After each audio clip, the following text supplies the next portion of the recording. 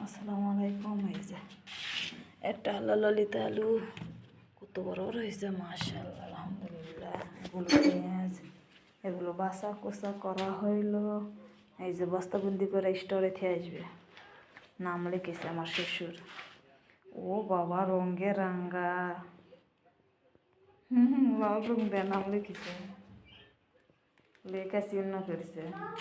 গ্রামের বৌজিদের কত কাজ। রসুন বাসরে, রসুন এখনো আসেনি। পেঁয়াজ বাসো, আলু বাসো, কুটো, অনেক কাজ, অনেক কাজে কোনো শেষ নেই।